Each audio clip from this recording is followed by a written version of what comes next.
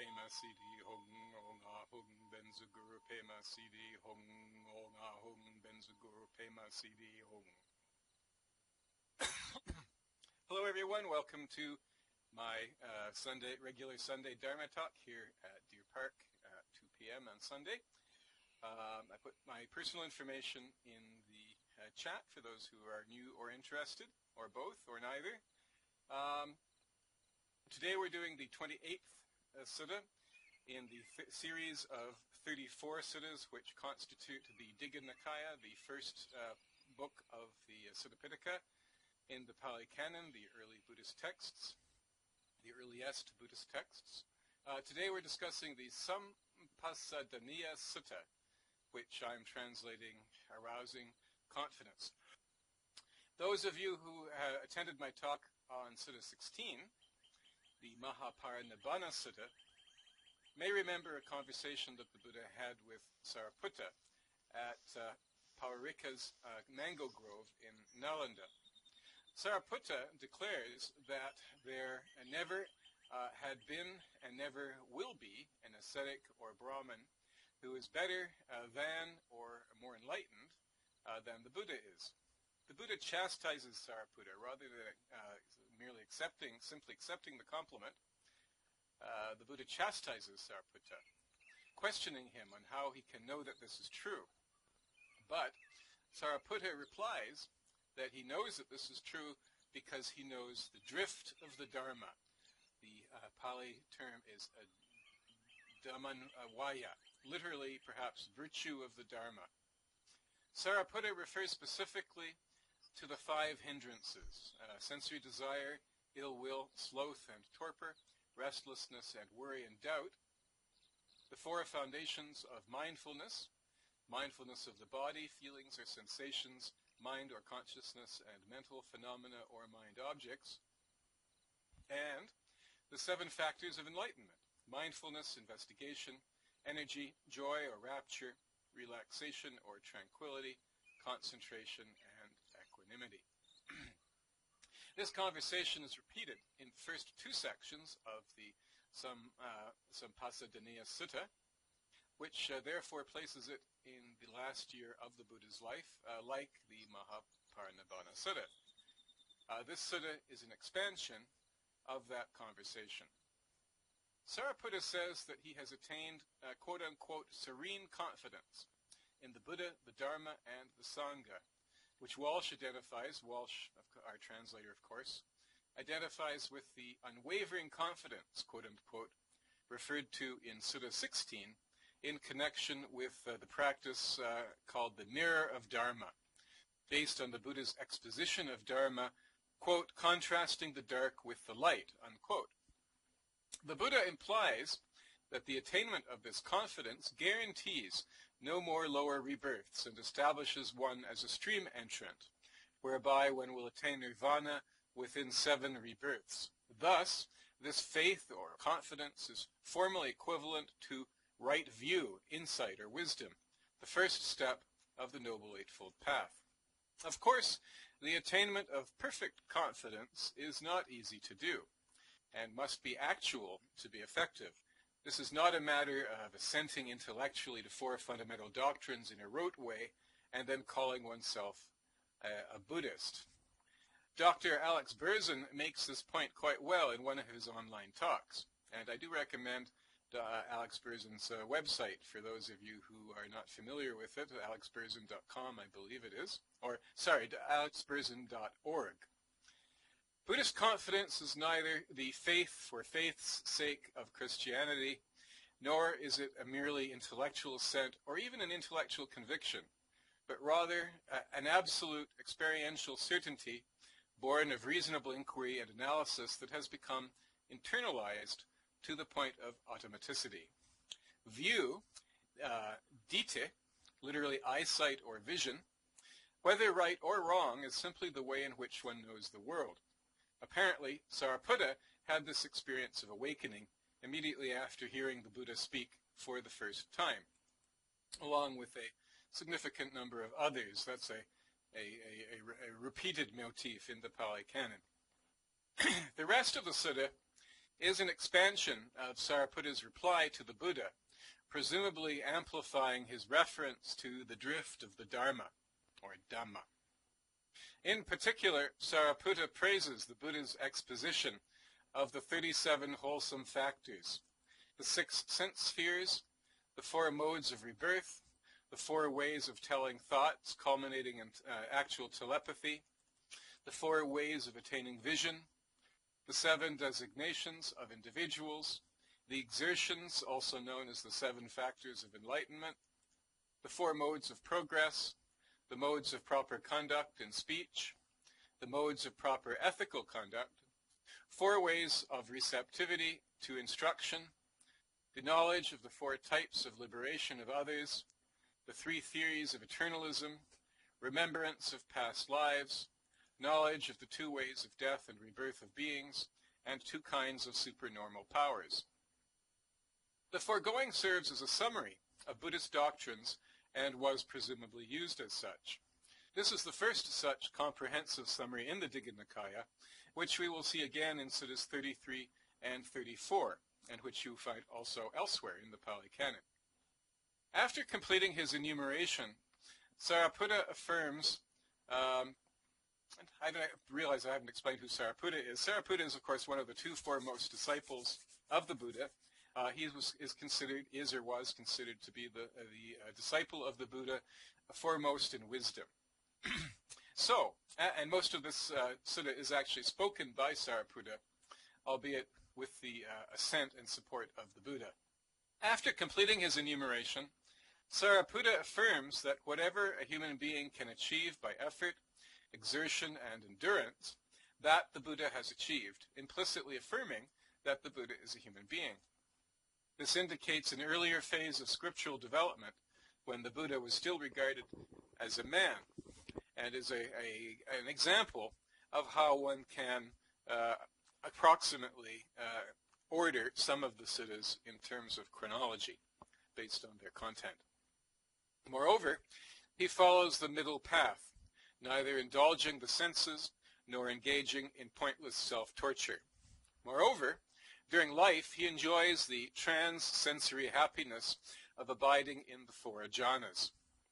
We have, of course, discussed the 4 jhanas at some length in connection with previous suttas, and therefore we're not going to go into a repetition here of the 4 jhanas. I think everyone here is pretty familiar with them by this point. The Buddha affirms that he has reached the apex of human development, but he denies that he is the only one. Rather, he affirms both the past and the future existence of Buddhas equal to himself in every way, but he denies that any other Buddha exists at the present time, referring, of course, to the Buddha's present, 5th century BCE, northeast India. For, he says, quote, "It cannot be that in the one and the same world system 2 Arahant Supreme Buddhas should arise simultaneously. No such a situation can exist," unquote. A similar sentiment is expressed in Sutta 9, which we have already covered. The question arises, of course, of what a world system refers to in modern terms. The word is loka dhatuya, composed of loka plus dhatu, literally space element. According to the Pali English Dictionary, it refers to a constituent or unit of the universe. It is another word for chakawala, a circle or sphere, with special reference to the circumference of the Earth.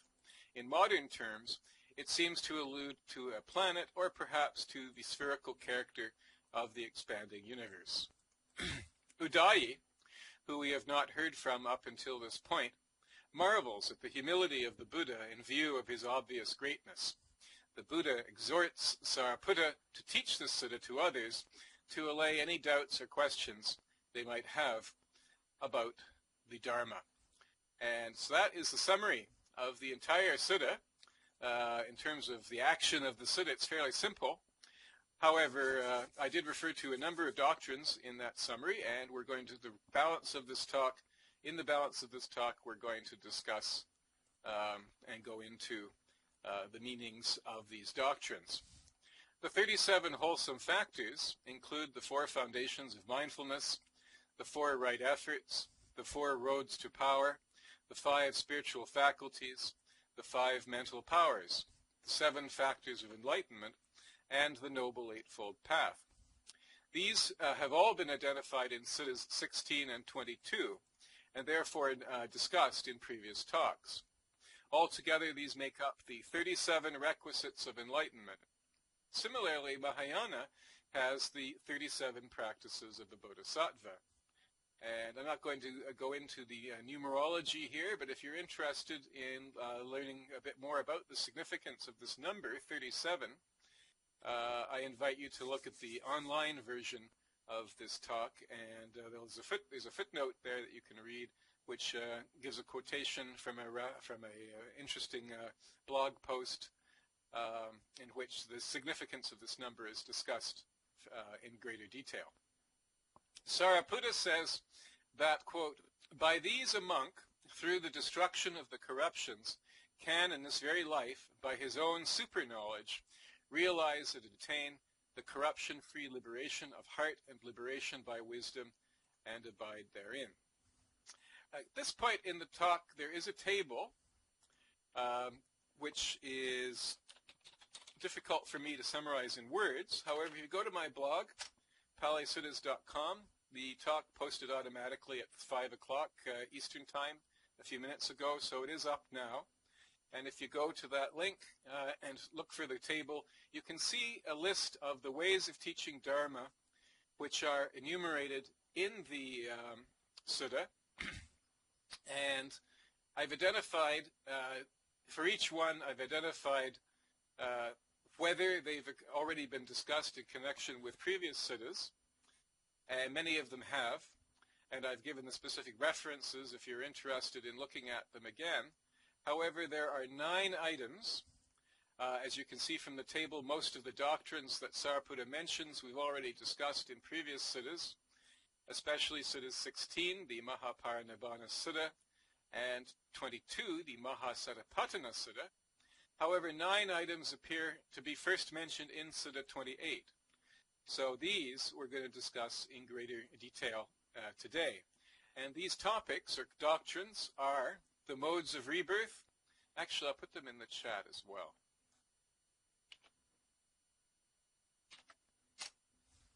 So these doctrines are the modes of rebirth, the attainment of vision, the designations of individuals, the modes of progress, proper conduct in speech, proper ethical conduct, modes of receptivity to instruction, knowledge of liberation of others, and knowledge of death and birth of beings.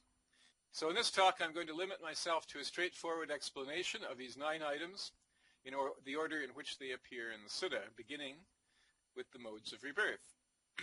Sariputta identifies 4 modes of rebirth.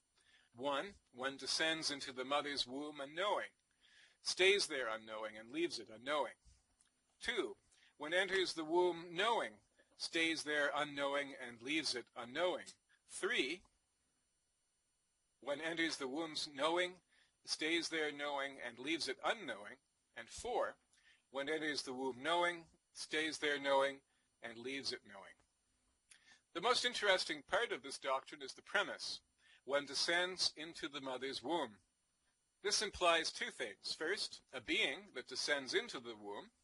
Often this is called the Gandhabba in the Pali Suttas, and a descent into the womb that a being undertakes, implying that the intrinsic non-embodied state of this one is higher or superior to the enwombed state in a vertical conception defined by higher and lower, or above and below. And those of you who have paid attention to my discussions of Buddhist cosmology from previous talks will, of course, understand immediately the reference to the vertical dimension of reality.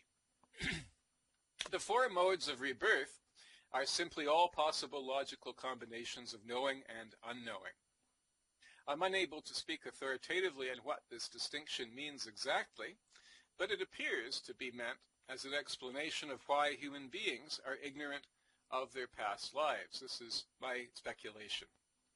According to this view, some beings lose this memory at the moment of conception, during gestation, or at birth, but others, presumably more advanced spiritually, keep their memory all the way through, the latter explaining the phenomenon of post-parturition past life recall, which has been documented at some length by Dr. Ian Stevenson and others, and we've discussed this topic in previous talks also. So that's my speculative explanation of the text. The reference to knowing in the womb is intriguing in the light of research by Dr. Stanislav Grof and others into intrauterine memory, which commonly appears during psychedelic experiences. Walsh relates these to 4 different types of being, respectively. Ordinary human beings, the 80 great elders, and these are the arhants who passed down the teachings of the Buddha, such as Mahakassapa and others. The 2 great disciples of a Buddha, Pratyeka Buddhas and Bodhisattvas, the 3rd group, and finally the 4th group, Bodhisattvas in their final birth, basing himself on the commentary. The next doctrine we're going to discuss is attainment of vision. The 4 visionary attainments are induced by means of, quote, ardor, endeavor, application, vigilance, and due attention, unquote, by which one reaches 4 stages of concentrated meditation. One perceives 1, the body is full of manifold impurities, 2, the bones covered with skin, flesh, and blood, 3, the unbroken stream of human consciousness as established both in this world and in the next, and 4, the unbroken stream of human consciousness not established both in this world and the next. The most interesting thing about this description is the reference to the unbroken stream of human consciousness in its 2 states, one established in both this world and the next, and one not established in either. The former presumably refers to the stream of consciousness with karmic residue that results in rebirth, and the latter to the unbroken stream not subject to rebirth. The latter implies in turn the deathless state, referred to by the Buddha throughout the Pali Canon. The Pali term is Vijnana Sutta, literally current of sentience, which, Walsh notes, is equivalent to the commentarial term Bhavanga, literally subconsciousness. These in turn correlate to the Mahayana term Sanktana, literally moment-to-moment continuum, which appears to be based, once again, on the Pali concept. Next, we discuss the designations of individuals. The designation of individuals refers to a classification of 7 types of arhants, according to how they were liberated, which in turn tells us that there are different ways of being liberated. Always important to recognize the axiom underlying the concept before we even get into the specificities of the concept itself. So the 7 different types of individuals or arhants are both ways liberated, wisdom liberated, the body witness, the vision attainer, the faith liberated, the Dharma devotee, and the faith devotee. And I have something to say about 4 of those, and I have nothing to say about 3 of them. So the both ways liberated person is one who has attained both the jhanas and insight. Walsh observes that this is the liberation of heart and wisdom mentioned throughout the Pali Canon, but only the liberation by wisdom is final and complete. The wisdom-liberated person is one who has attained wisdom or insight only, and note the absence of heart liberated as a category. This is a point I've been making throughout the series of talks, is the primacy of wisdom as the salvific principle, which is established by repeated references throughout the Pali Canon. There are then 3 types of individuals: the body witness, the vision attainer, and the faith liberated, about whom I have no information and have nothing to say. I have no speculation about what they mean specifically. The Dharma devotee, elsewhere the Dharma follower, is given as a stage of development before right view and the Noble Eightfold Path. And finally, with regard to the faith devotee, elsewhere the faith follower is given as a stage of development before the Dharma follower. The remainder are not explicated in the Sutta, that is to say the body witness, the vision attainer, and the faith liberated, these are not explicated in the Sutta, nor are they by Walsh, presumably because such explications are late. So I'm not going to speculate further here about what they might mean or refer to, but if I do come across further information concerning them before I come to the last end of the series, I'll incorporate it into the final talk in which I summarize the Digha in its entirety. The next doctrine is the modes of progress. Sariputta distinguishes 4 modes of practice or progress. 1, painful and slow. 2, painful and quick. 3, pleasant and slow. And 4, pleasant and quick.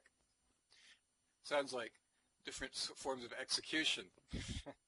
Painfulness is the result of lust, hatred, and delusion, as noted in the Anguttara Nikaya, whereas the faculties of faith, energy, mindfulness, concentration, and wisdom generate the, quote, immediacy condition for the destruction of the taints, which arise feebly or quickly.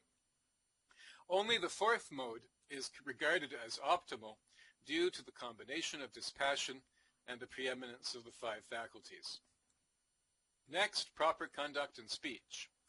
Sariputta says that the Buddha teaches that one should avoid lying, divisive, and sneeringly triumphant speech, but instead use wise and seasonable words that are to be treasured. Clearly, this is simply a slight elaboration of the 4th precept. Next, proper ethical conduct. Sariputta says that the Buddha teaches that one should behave ethically, including on the negative side, avoiding deceit, patter, hinting, and perhaps gossip, belittling, always being on the make for further gains, that's Walsh's translation, referring perhaps to profiteering, and not hankering after sense pleasures. On the positive side, one should be truthful, faithful, guarding the sense doors, abstemious, peacemaking, watchful, active, strenuous in effort, meditative, mindful, repeated twice, fitting in conversation, steady going, resolute, sensible, and prudent. These generalized ethical teachings are common to all religions, of course. In Buddhism, they are minimally important, as we discussed in connection with Sutta 1, and in connection with the 3-fold classification of the Noble Eightfold Path attributed to the nun Dhammadinna. Next, the modes of receptivity to instruction. Sariputta identifies 4 modes of receptivity to instruction, by which he simply means the 4 grades of accomplishment, which we actually have discussed previously. The stream entrant, the Sotapanna, Walsh has stream winner, the once returner, the non-returner, and the Arhat. A stream entrant is no more liable to rebirth in a subhuman world and attains this grade by destroying the 3 fetters of self-identity, clinging to rites and rituals, and destructive doubt. A once returner reduces but does not eliminate greed, hatred, and delusion. A non-returner destroys the 5 lower fetters of sensual lust, anger, conceit, views, and doubt, and is reborn as a deva, from which state he attains emancipation, he or she. Finally, the Arhat destroys all of the corruptions, all of the foregoing, plus lust for rebirth in form or formless realms, conceit, restlessness, whereby he attains the deliverance of mind through wisdom that is uncorrupted, understood, and realized by transcendent realization. The Pali word is abhinya. Walsh has super knowledge as his translation of what I'm calling transcendent realization. Next, the knowledge of the liberation of others. The knowledge of the liberation of others is simply the ability of a Buddha to perceive the grade of accomplishment of others. Just, in other words, the ability of a Buddha to perceive what we've just described in others. Although this looks like a mode of telepathy, the reference to skilled observation, and the Pali phrase is interesting. It's pachatang yoniso manasikara, literally judiciously performing separate measurement, suggests rather that it is a mode of vastly heightened cognition.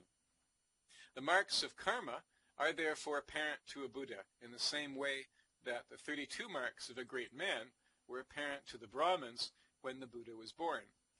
There are also references throughout the Pali Canon to brightness of complexion being indicative of either accomplishment or of the proximity of death. This indicates a fundamental belief that this physical form subtly but unmistakably manifests the psychic condition that underlies it. The signs of accomplishment, however, are so subtle that only a Buddha can perceive them. Next, the knowledge of the death and rebirth of beings. As in the previous item, where the Buddha perceives the spiritual grade of other beings through skillful observation, this last item posits a similar perceptive ability with respect to the karma of others, including the karmic destinations of beings. However, whereas the former item clearly refers to a higher cognitive process, that is, skillful observation, although of an incredibly subtle character, the death and rebirth of beings is perceived because of intense mental concentration. Because of this intense mental concentration, the divine eye, that's the word phrase in the Sutta, the divine eye which surpasses human vision is purified. This primordial or archetypal motif of the divine eye, sometimes identified with the pineal gland, which Descartes identified with the seat of the soul, is found in all of the wisdom traditions of the world.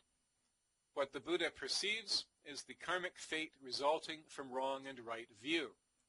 Wrong view is the result, says Sariputta, of misconduct of body, speech, or thought, or disparaging the noble ones, the Aryas, including presumably Arahants, Buddhas, Pratyeka Buddhas, and Bodhisattvas. Right view is, of course, the first step in the Noble Eightfold Path, referring to wisdom, the highest principle in the threefold classification of the Noble Eightfold Path, attributed to the nun Dharmadina. And we have discussed this the relationship between this threefold classification and, of course, the traditional form of the Noble Eightfold Path, which is eightfold, in previous talks. So I'm not going to elaborate that further today.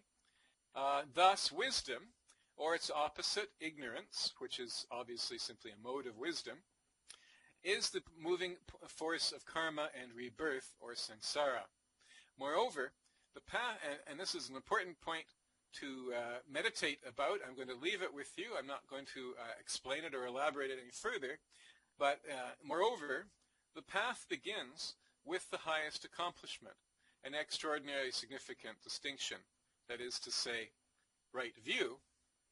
The path begins with right view, which is a mode of wisdom, which in the threefold classification is the highest mode of practice.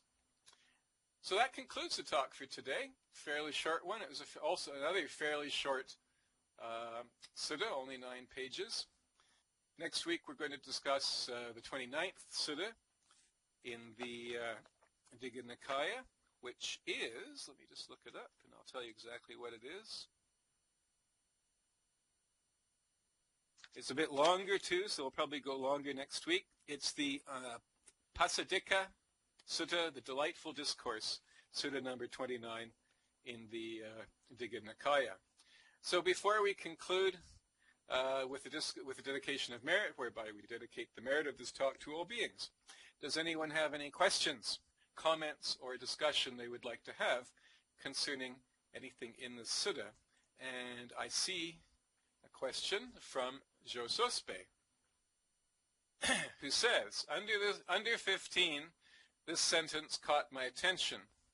The self and the world are eternal, barren, steady as a mountain peak, rooted like a pillar. Is this statement of Sariputta to be seen as correct according to the Buddha's teaching? Okay, my answer to that is yes. Although the sutta is expressed by Sariputta, it does receive the assent of the Buddha. So, if so, I have been wondering what is meant with it. especially in regard to the word self. What is meant here by this word self? How is this self to be seen as eternal? How is barren? If this self refers to that kind of self of what Buddha proclaimed, this is not me, the physical being, then it would be impermanent and hardly anything close to eternal. If this self refers to that kind of self which is the reincarnating factor in man, the mind stream or perhaps the Buddha nature, I object to the term reincarnating factor, but let's bracket that for the time being and continue on. The question arises, what, how, where, and what is this self to be eternal after this self has been liberated from samsara? And also, how, I think you also had in the back of your mind, you didn't quite express it in your question, but how is the self, which is impermanent, rooted like a pillar? And I'm just going to take a moment while people think if they have any other questions. I just want to look at 15. I think I have an answer to it, but I just want to look at 15 and see the context. Okay, so you're referring to paragraph 15, I assume, in 28. Let me just look.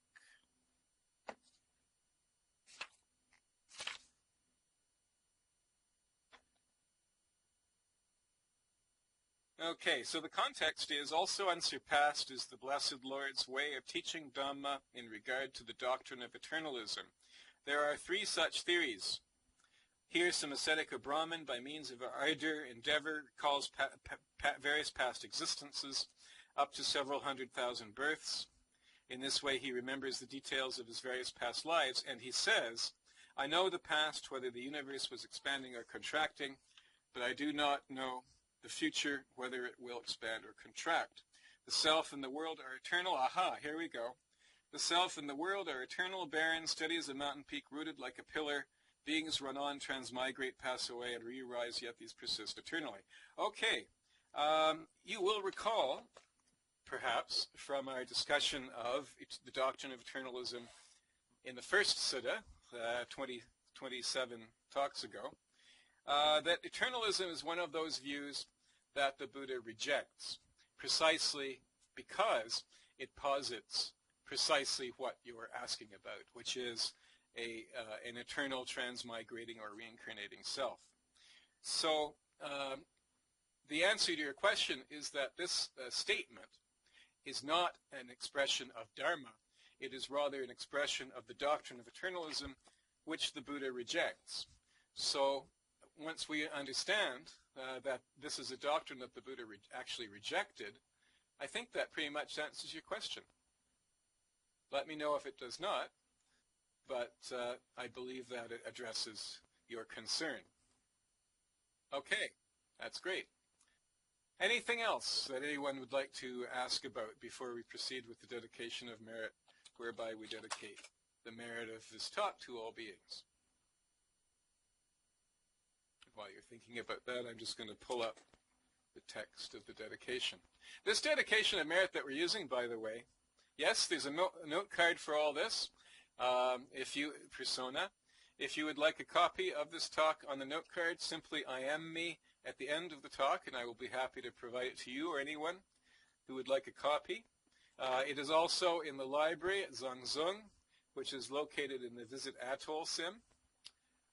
If you go to the Shaolin Temple, which is in the middle of the Sim, go up to the 2nd floor, go through the double doors into the library, you'll see a bookcase. On your left-hand side, click the bookcase, and you'll find all of the note cards, all the talks that I've given hitherto, with the single exception of the 10 talks that constitute which were subsequently published as the book Fundamental View, 10 talks on the Pali Canon. However, those talks are also available on my blog located at www.palisuttas.com. So if you want those talks, you'll have to go to the blog or buy the book. But all the other talks are available in Second Life in the Zhangzhung Sim, which is located in the Visit Atoll Sim. Any other questions before we wrap up? And I'll be here again next Sunday at 2 o'clock to discuss the next Sutta. Seems there are no more questions. So let's conclude with the dedication of merit.